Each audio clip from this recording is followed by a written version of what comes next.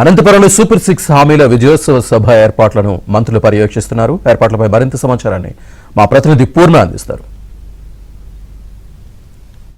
రాష్ట్రంలోని రహదారులన్నీ కూడా అనంతపురం వైపు పయనిస్తున్నాయి. మొత్తం కూడా ఉదయం నుంచి కూడా పెద్ద ఎత్తున భారీగా తరలివస్తున్న ప్రజానీకం మొత్తం కూడా అనంతపురం వైపు వస్తున్నారు.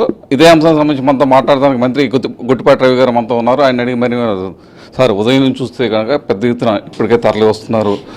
ఈరోజు చూస్తే కనుక మీటింగ్ కూడా గ్రాండ్ సక్సెస్ రీతిలో కనపడుతుంది. ఎటువంటి ఏర్పాట్లు చేశారు, ఎలా ఉండబోతుంది?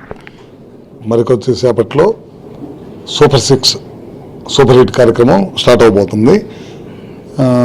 రాష్ట్ర నలుమూలల నుంచి, మన జిల్లా నలుమూలల నుంచి ప్రజలందరూ కూడా తండాలుగా వస్తున్నారు. మనం సంవత్సరం 4 నెలల్లో ఏదైతే కార్యక్రమాలు చేశామో ఆ కార్యక్రమాలన్నీ కూడా ప్రజలను ఉద్దేశించి ముఖ్యమంత్రి నారా చంద్రబాబు నాయుడు గారు, అట్లానే కూటమి నేతలు పవన్ కళ్యాణ్ గారు కానీ, బీజేపీ నాయకులు కానీ అందరూ కూడా ఇక్కడి నుంచి సందేశం ఇవ్వబోతున్నారు.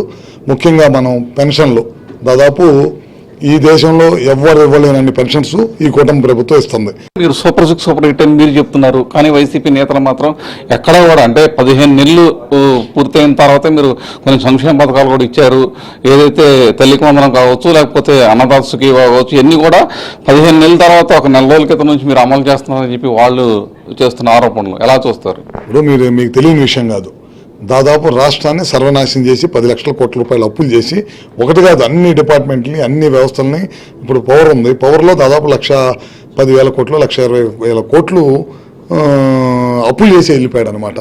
ఇవాళ మన ప్రభుత్వం అధికారంలోకి వచ్చిన తర్వాత వ్యవస్థలన్నింటినీ కూడా సరి చేసుకుంటూ ఒక్కోటి మీరు అంటున్నారు, ఇందాక మీరు ఏది వాళ్ళు అంటున్నారని చెప్పి, మనం అధికారం చేపట్టిన మొదటి రోజే పెన్షన్ మీద సంతకం పెట్టాం. పెన్షన్ ఒకేసారి 1000 రూపాయలు పెంచి, వాళ్ళు ఒక పెన్షన్ పెంచడానికి 5 సంవత్సరాలు పట్టింది.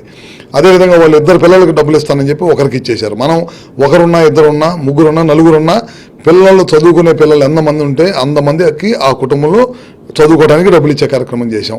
అదే కాకుండా ఈ రాయలసీమ ప్రాంతానికి నీళ్లు ఇవ్వాలనే మంచి ఉద్దేశంతో ఇవాళ అధికారం చేపట్టిన ఎమ్మటే కాలువ పనులు బిగించేసి, హంద్రినివా కాలువల పనులు బిగించేసి ఎడలుపు చేయటమే కాకుండా నీళ్ళు వల్ల చిత్తూరు జిల్లాకి నీళ్లు తీసుకెళ్ళటం అంటే అది సామాన్య విషయం కాదు. పోయినసారి మేము చూస్తున్నారు, గోదావరి జలాలు లక్షల క్యూసెక్కులు నీళ్లు సముద్ర పాలవుతుంటే వాటిని అన్నిటిని కూడా లిఫ్ట్ ద్వారా, పట్టిసీమ లిఫ్ట్ ద్వారా కృష్ణా జిల్లా కానీ కృష్ణా పరిసర ప్రాంతాలకు ఏ విధంగా నీళ్లు ఇచ్చిన సంగతి మరోదన్నమాట వాళ్ళకి కూడా. ఇది పరిస్థితి. ఏదైతే మరి కొద్దిసేపట్లో ప్రారంభమయ్యే బహిరంగ సభకు భారీగా అయితే జనం అయితే తరలి వస్తున్న పరిస్థితి నెలకొంది. ఖచ్చితంగా దాదాపు 3 లక్షల మంది హాజరవుతారని చెప్పి కూడా మొత్తం అటు మంత్రులు కూడా అంచనా వేసుకుంటారు. దాని తగ్గట్టుగానే విస్తృతమైన ఏర్పాట్లు చేశారు. ప్రధానంగా మొత్తం కూడా ఈ 15 నెలల్లో జరిగిన అభివృద్ధి ప్రధానంగా ఇక్కడ ప్రస్తావిస్తారు. ఎందుకంటే ముఖ్యమైన కూటమి నేతలు ఇదే అంశాన్ని కూడా ఇక్కడ ప్రధానంగా ప్రస్తావించే అవకాశం కూడా కనపడుతుంది. వాళ్ళ ప్రసంగాల పట్ల అందరూ కూడా చాలా ఆసక్తిగా అయితే ఎదురు చూస్తున్న పరిస్థితి ఇక్కడ నెలకొంది. ఇది ఇక్కడ తాజా పరిస్థితి. ఓటో హైదరాబాద్ స్టూడియో.